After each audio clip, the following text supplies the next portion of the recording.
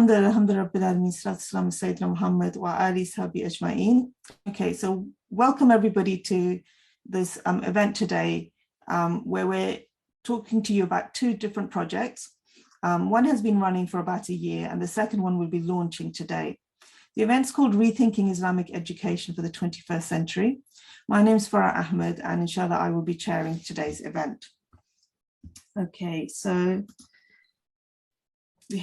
just to let you know from the program, so the event is being recorded, and inshallah, so please bear that in mind. And also please do make sure that you've got your mics muted. So just to run through what we'll be doing today, there'll be a welcome and opening statement. We'll be giving you some information about a project called Cambridge Dialogues, which has been discussing Islamic education and how that will be moving forward, and some working papers that are in production. We will then go to the heart of today's event, which will be some breakout rooms for discussion, for which we, alhamdulillah, have some expert facilitators, inshallah. So that will be an opportunity for you to engage with the ideas and to offer your thoughts. Following that, we're going to be launching a new project, which is launching today, which will be an online platform, and talk you through all of that after the breakout rooms, inshallah. And then before we end, there will be a chance for final questions and answers. So, please feel free to put your questions in the chat, but we won't actually answer them until the end. And if you want to maybe note your questions down, you can also ask them at the end. And we're going to be, inshallah, trying to keep to time, because we know that during Ramadan, people are going to be concerned about their salah, and some people will be breaking their fast. This is a global event, so it's different times and zones for everybody here. So inshallah, it's important to keep to time. Okay, so let's just get straight to it. So I want to talk to you first of all about the aims and format of the Cambridge Dialogues project. And so the objective of this project is to develop a core group of researchers who are interested in pedagogical and curricular development in full-time and part-time Islamic educational settings, whether they're formal or informal. So that would include home education or homeschooling. But it's focused around those researchers who are working with research to do with children and young people aged 3 to 18, okay? And the idea is to develop this emerging field of educational research and bring a bit more coherence to it. There's been efforts to do that till now, and we're now taking that forward.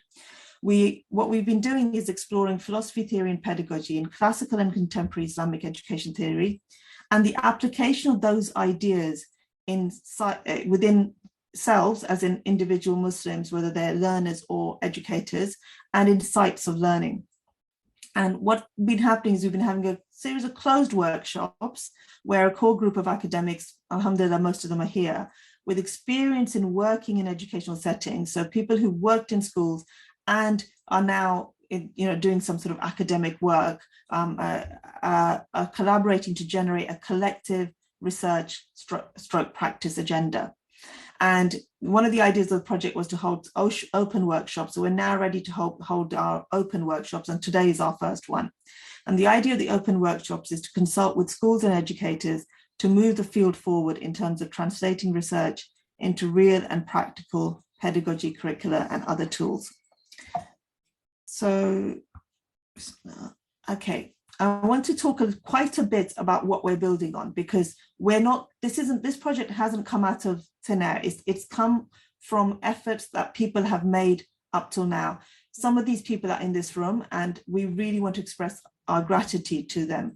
So one starting point would be, after sort of the colonial rupture that the Muslim world went through, was the World Conferences on Muslim Education, which were held from Mecca and then in other locations between 1977 to 1987. And that was a phenomenal effort by really an important contribution by theorists such as Sayyid Ali Ashraf, Sayyid Naqib al-Attas, Sayyid Hussein Nasser, Ismail Faruqi, and numerable others. And what you can see on the screen there are the 5 books that emerged from that, which are still an amazing resource for people today, inshallah. Now, following on from that, in 1996, there was a 6th World Conference in Muslim Education, but this took a different sort of approach, Whereas the first one had been academics essentially and Muslim scholars coming together. This one was more focused around educators and schools and people working with younger children. So the first one was often what they were discussing was to do with higher education, universities. And a lot of the outputs and the impact that came from those world conferences was at the university level. So you have the International Islamic University in Malaysia, you have the International Institute of Islamic Thought and projects like that. But in 1996, you see this shift and you have people coming together and doing a conference aimed at schools. And there are several people who, inshallah, are attending today who were part of that. And can I just ask anybody who's got Haj Akram Khan Chima's phone number or email to send him this link, because he's trying to enter the room and inshallah, I'm not able to do that right now. That'd be really helpful because I think it's important he's here. And the reason it's important he's here is that what came out of this conference was an organization called the International Board of Educational Research and Resources. Now, if you're working in a Muslim school and you haven't heard of this organization, that's a real shame, because since 1996 up until about 2008 and beyond, this organization did a phenomenal amount of work in producing handbooks for schools and laying the groundwork for producing curricula and resources that schools could use. And Akram Khan Chima was the CEO of that, but you also had people, Sheikh Abdullah Idris Ali, Yusuf Islam, and many others, again, too numerable to mention, who did that work that we are now sort of like picking up the baton from. But as well as that, we've had some contemporary scholarship, if you like, academic outputs regarding this topic. Some of these outputs are more academic than others, some are very philosophical, and some are more to do with what's happening in schools. But I've got a range of books there that people in this room and people who've been involved in the Cambridge Dialogues Project and people who will be, inshallah, involved in the Islamic Educator Learning Community that we're launching today have done. So there's a range of work here. You can see the, titles about Islamic schooling in the West. You can talk about curriculum renewal, philosophies of Islamic education, which I think was a really, really core text that has kind of launched this this kind of work, which I'm really grateful to the people who put that together. Rethinking madrasa education. So we're not, again, majority of Muslim children are going to supplementary Islamic schools, even necessarily in Muslim countries. A lot of Islamic education is happening outside of your sort of 9 to 3 or 9 to 4 school hours.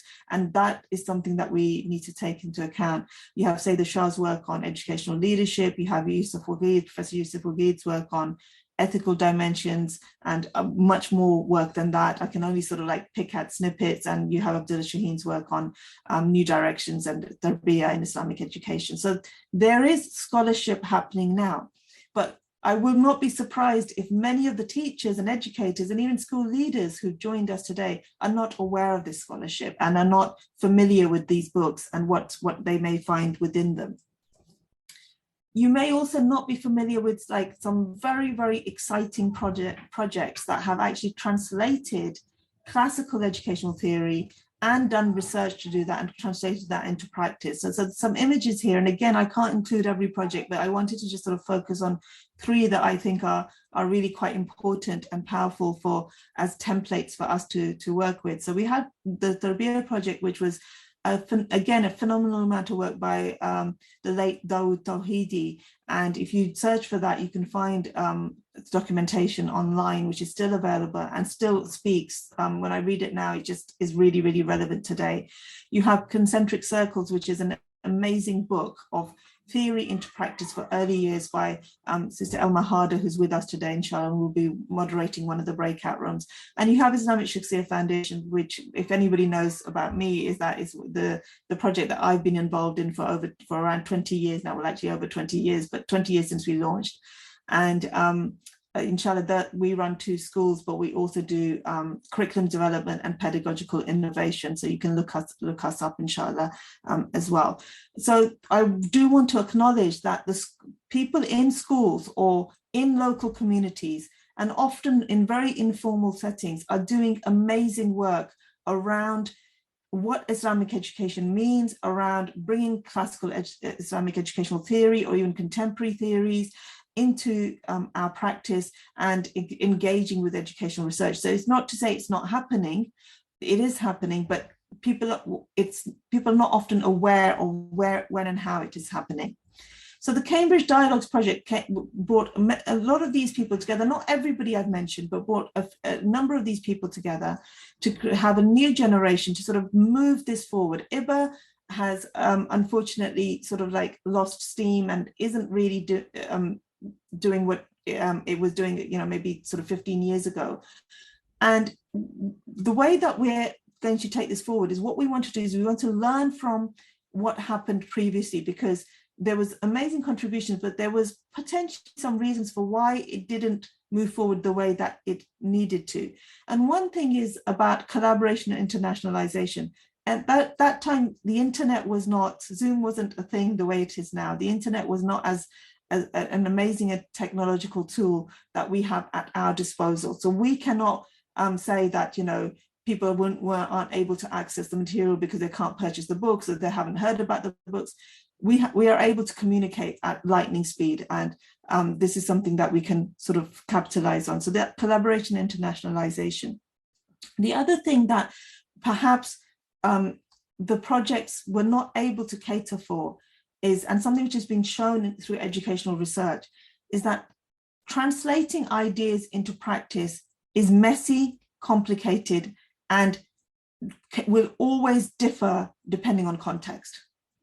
Education is a very complex activity, and you cannot take one model that works in one place, and even a school down the road, let alone a school in another country, take that model and make it work, because it won't happen that way.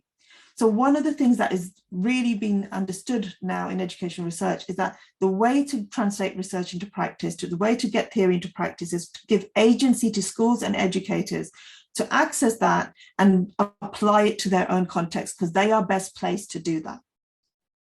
The second thing is about knowledge exchange. So the next thing is about knowledge exchange. That whereas with the world conferences, you had academics talking to each other and scholars talking to each other, and whereas with IBERR, it was mainly schools talking to each other with scholars dropping in, and Islamic educational research wasn't really that have really moved forward at that stage. We're now at a stage where we can bring academics and researchers and schools together and create knowledge exchange. So one of the things that what we're going to talk about now is the way that we're doing that as Cambridge Dialogues is we're putting together some working papers which we will be hoping to publish over the coming months. And part of those working papers will be we will be kind of drawing on the feedback in this session and other sessions and using that to guide and develop the working papers further.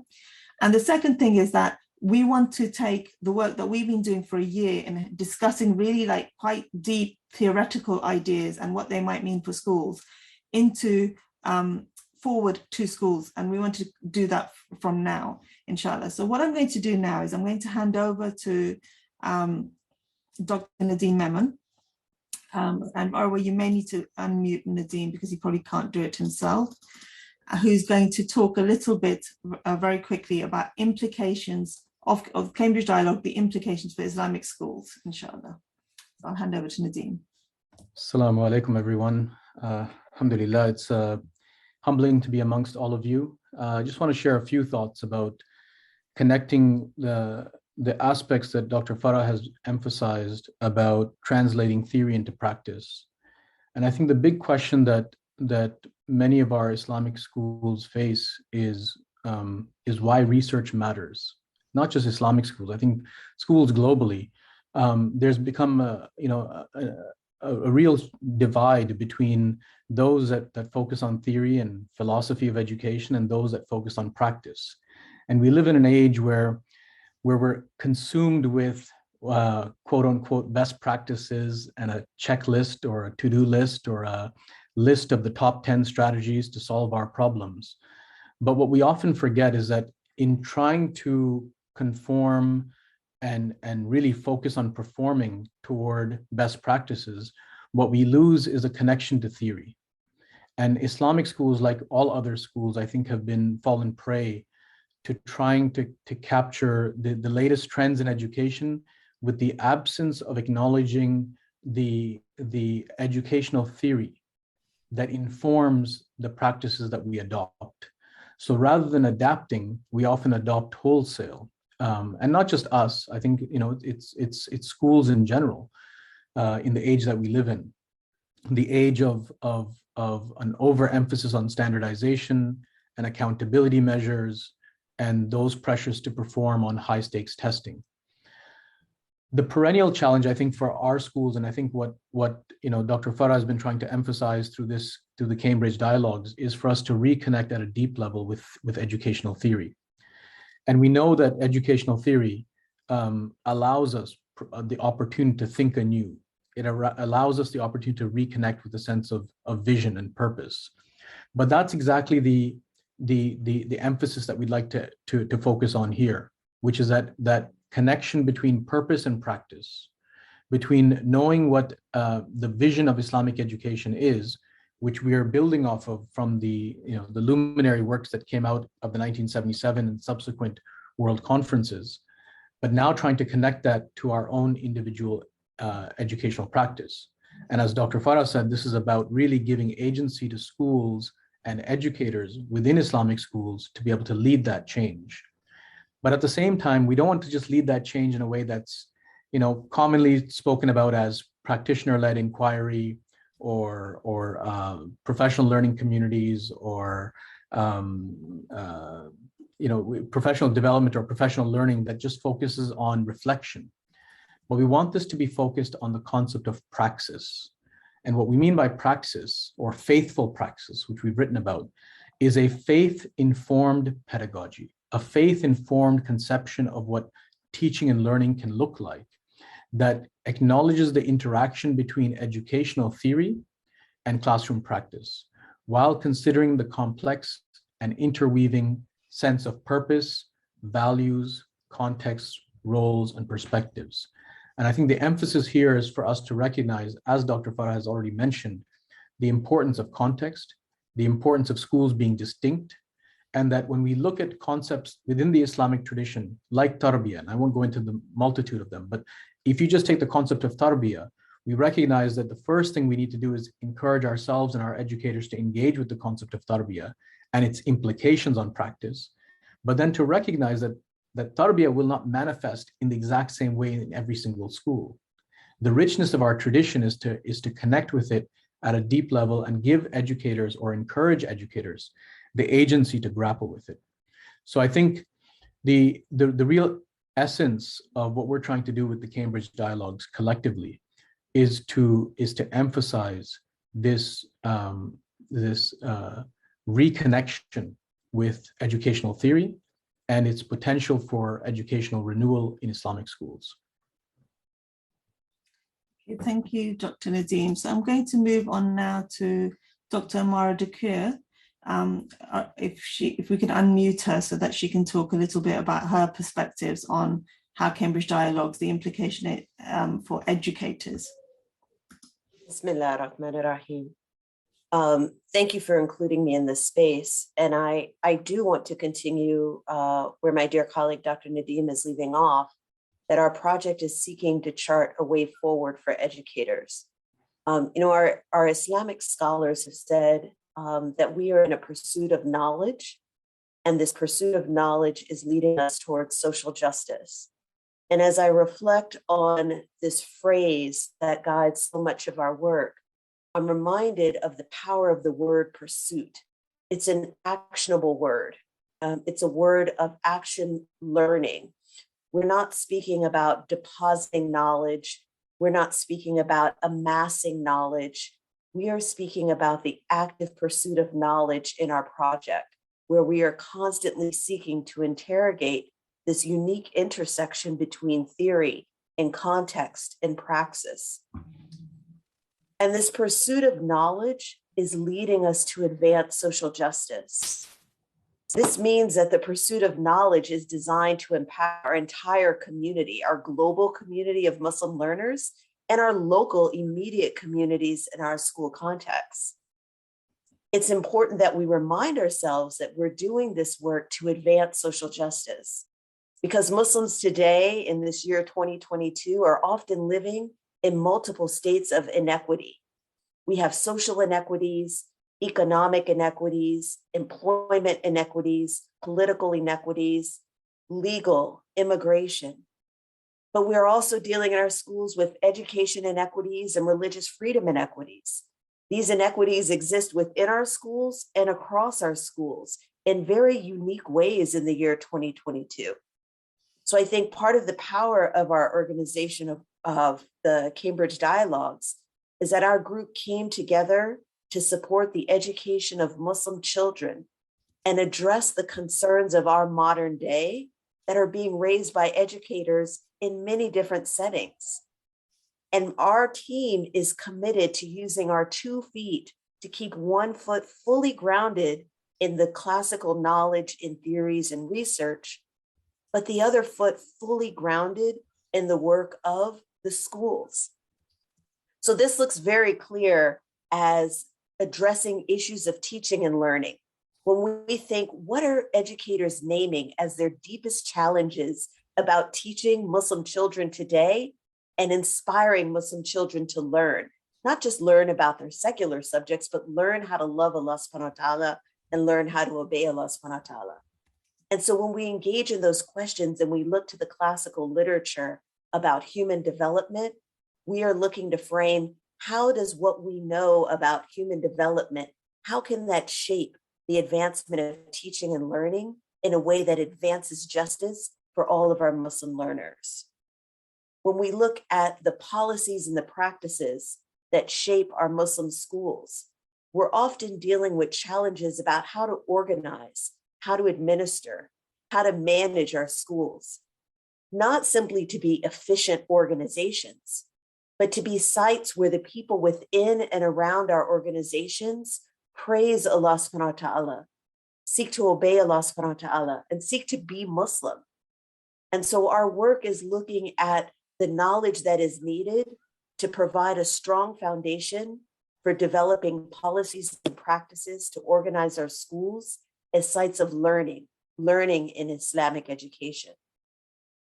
Our schools should feel and be sites where Muslims come together.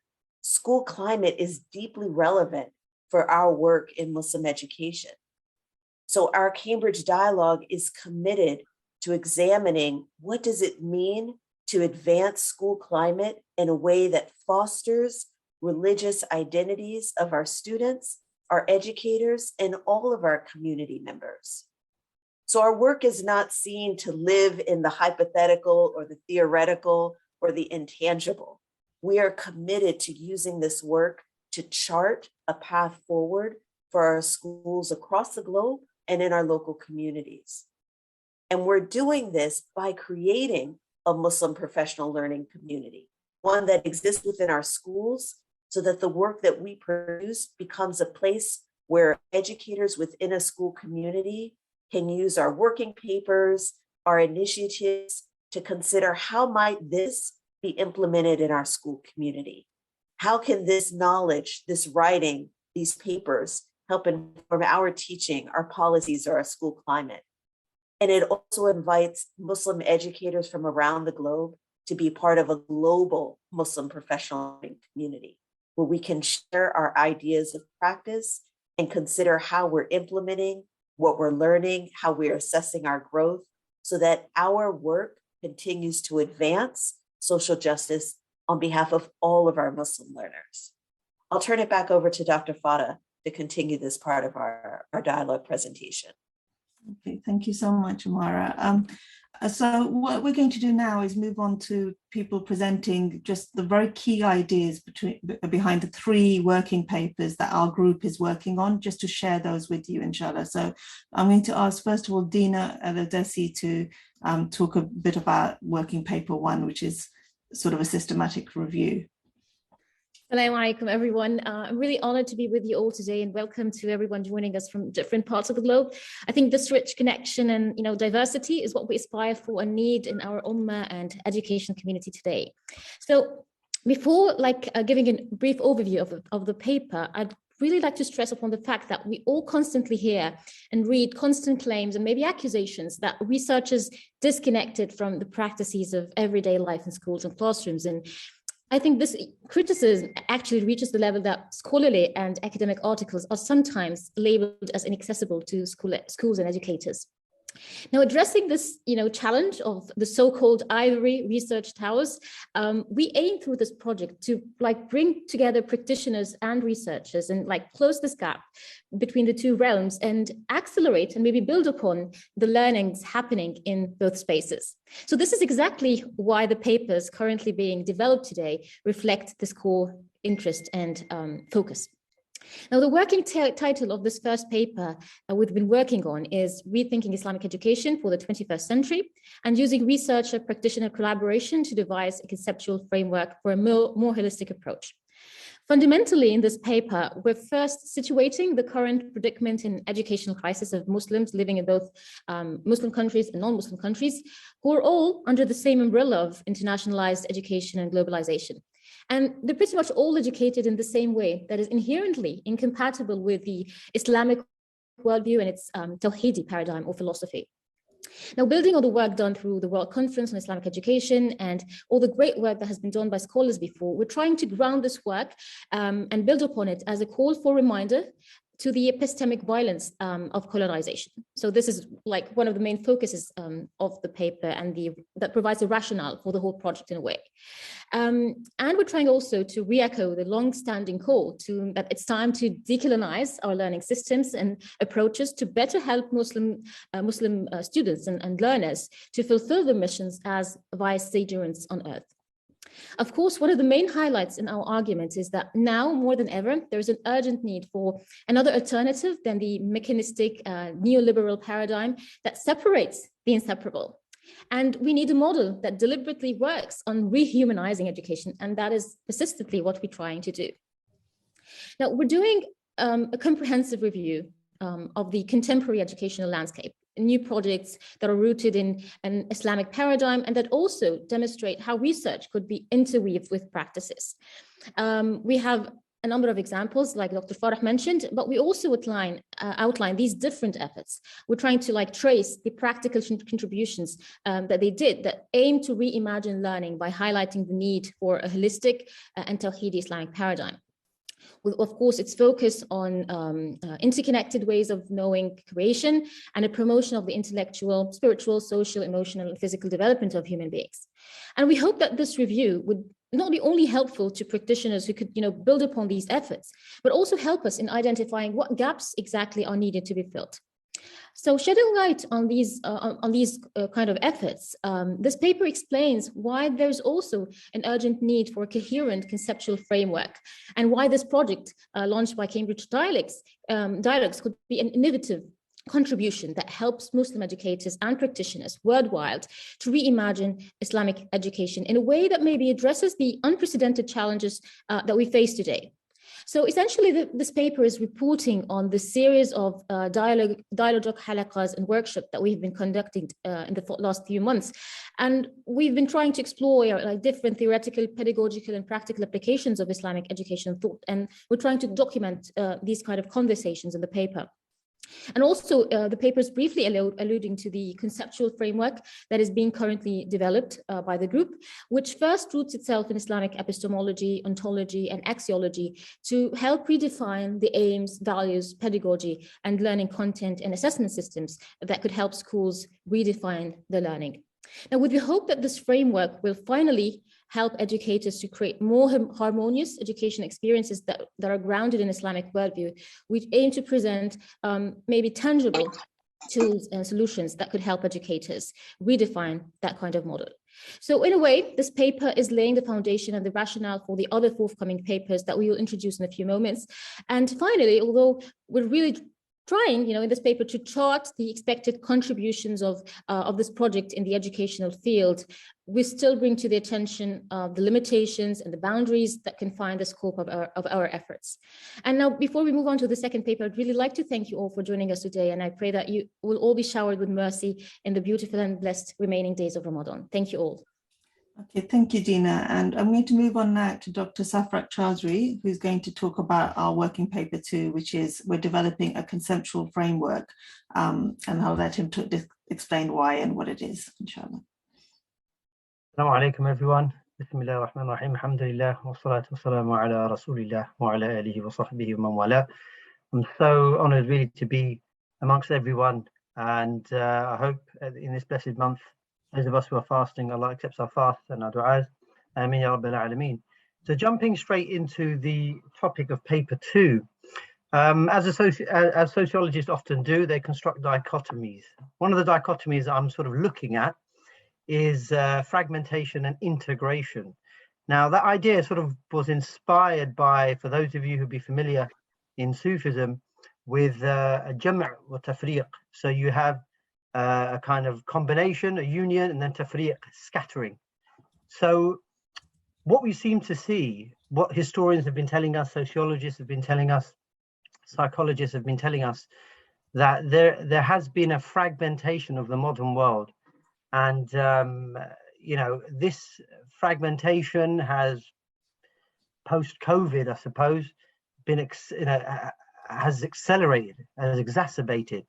So, yeah, we've had the global sort of factors affecting this fragmentation. So, you know, technology, believe it or not, even though it unifies, it also separates, divides. We've had, you know, fragmentation because of economic factors, geographical factors, you know, things like migration. We've had sort of social factors like this whole gender reconsideration, or this new analysis of gender, the BLM movement, wokeism, critical race theory, etc. We've had political factors causing fragmentation. In the UK, we've had Brexit. Obviously, there was the Arab Revolution, and then there's sort of, you know, oppression around the world. Military factors, war, oppression, and then of course medical factors. We mentioned COVID. So there is a feeling of alienation, dislocation, confusion, a sense of drifting, sort of aimlessness. People feel that they lack knowing who they are. What they are, in fact, is another question that people ask, and what their role is in the world. So the kind of everyday world seems unable to harmonize itself with the global world, society, history, and our cosmos, in fact. So in this paper, what we hope to do is we hope to sort of bring in the idea of worldview construction or worldview augmentation. What that means is that we're looking at investigating and analyzing how would a worldview, a total way of looking at humans, life, the world, how would an Islamic worldview, a complete way of understanding existence, for example, how would that help in taking us away from fragmentation and bringing us towards integration? How can we take these disparate elements of our modern experience of the world and unify them in a coherent way, in a coherent outlook on the world? So this kind of worldview augmentation, worldview construction is the focus of this paper. Now, what are the advantages of having this worldview approach within the classroom, or to build it within learners? Well, some of the benefits and advantages could be by having a worldview, i.e. a total way of looking at human beings, life, you know, the world, existence in general. It offers a model that allows us to coordinate different aspects of the world in a meaningful way. A worldview will help learners construct a unified sense of self and unified sense of purpose. A worldview gives a community, whether it's a culture, a people, a nation. In our case, we're looking at learners within an education environment. It gives them a sense of direction, confidence, and self-esteem. So what then is a worldview? So we've had a lot of discussion about this, you know, and we still are. But, you know, a worldview being a total way of looking at, you know, existence has several components. So a worldview should have, for example, an ontology. Your worldview should tell you what things exist, what things don't exist. There should be an epistemology. Your worldview should tell you what is knowledge, what is truth, how can you gain knowledge, how can you gain truth, what is false, and how to distinguish between the two. There must be an axiology. Your worldview must tell you what's right and wrong. It must give you ideas about, or a framework about what is good and what is bad. There must be a futurology. Your worldview must tell you, what's going to happen or what to expect in the future, and how to direct yourself towards future. So really, it's a total way of looking at humans and their place in the world. So in this paper, we want to focus on how then worldview construction, worldview augmentation can help Muslim learners in schools, within the age range that was mentioned, deal with world problems. Because we want the worldview construction to make learners become internationally minded, and we want them to be global citizens. So the worldview should drive them outwards to try and solve problems. It's not a mere philosophical sort of exercise in abstraction. Rather, it is a worldview that makes the learners' cognitive outlook and their behavior align. And that, in a sense, is a kind of personality, a shakhsiyya, where your thinking and your behavior are aligned based on a single coherent worldview. So there's much more in the paper, but that is a kind of a snapshot of where we've taken the working paper. Much of it was, Dina had already mentioned in just previously, and so there is that kind of continuum. And we hope that as you come to understand the other papers, you can see there's a holistic understanding of what's going on. So sorry for taking up too much time, but Farah, I'll pass it back to you. Thank you, Dr. Chowdhury. So I'm going to move on now to our final paper, and then we'll go to our breakout rooms. And the final paper is, I'm going to ask Dylan Chown and Dr. Claire Alkouatli to sort of go through that with you quickly, inshallah.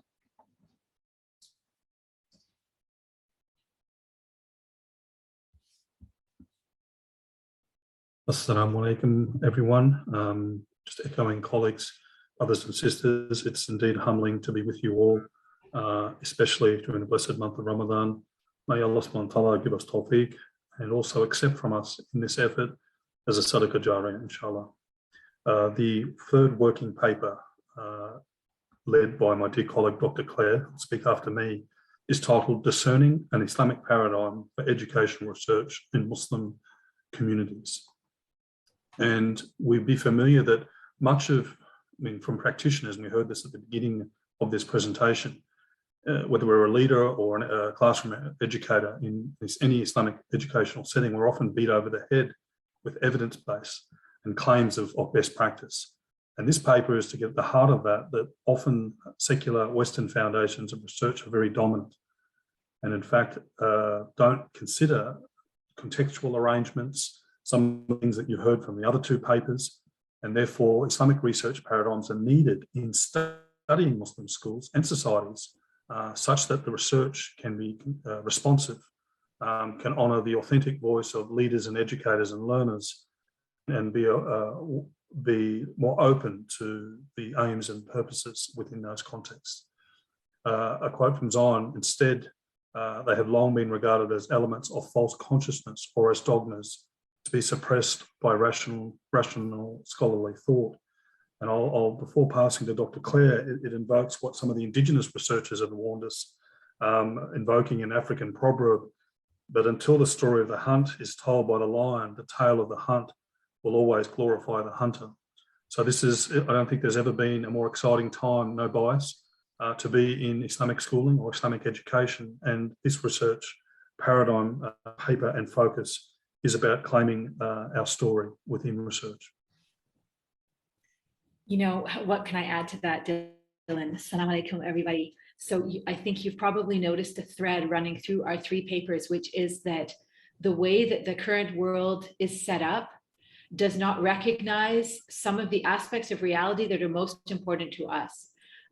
So what Dylan and I are specifically trying to do is to say, look, normal ways of approaching research that are considered normal in a secular Western culture, they're not broad enough to capture what will come as data. So if you're going into an Islamic school and you're talking to Muslim teachers and they're saying, what I'm trying to do with the child is honor their fitrah. What I'm trying to do with the child is expand their taqwa and deepen their connection with Allah. If you don't have a research frame that acknowledges the existence of Allah, which is what Saf spoke about, the ontological existence of ourselves in relationship to Allah, then you're not going to be able to even count those teacher comments as data. So, you know, the three papers really build on each other. And what Dylan and I are hoping to do is to actually look at what's already out there, what researchers have already done with paradigms that they've constructed for Islamic research. And then also to work with current PhD students on how they're actually constructing their theoretical frames from the beginning to be able to understand what counts as data. So I thank you so much, and inshallah, God bless all of our efforts.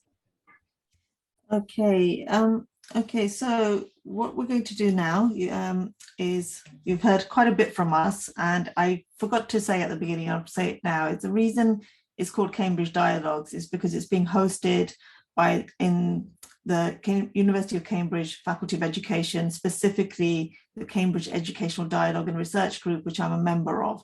So the project is housed there, and that's why we called it Cambridge Dialogues, to sort of like give it a shorter title that we could keep referring it to, inshallah. So what we're going to do now, inshallah, is we're hoping this works, inshallah. It's quite a big number of people. Is we've got several moderators lined up, and each moderator is going to moderate a breakout room, which you will be added to. And the idea of that breakout room is for you to have some discussions around the following questions, which you will be sent in the chat, but it might be an idea if you've got a pen to just sort of note them down. So the questions are, why are you involved in Islamic education? What motivates you? And then secondly, in your view, how might Islamic educational theory and or educational research support your work? Now, we've allocated 20 minutes for this discussion, and your moderator will introduce themselves at the beginning of the session, and they will be summarizing your feedback at the end of it, inshallah. Okay, so I think we're ready, Arwa, to open up the breakout rooms now, inshallah.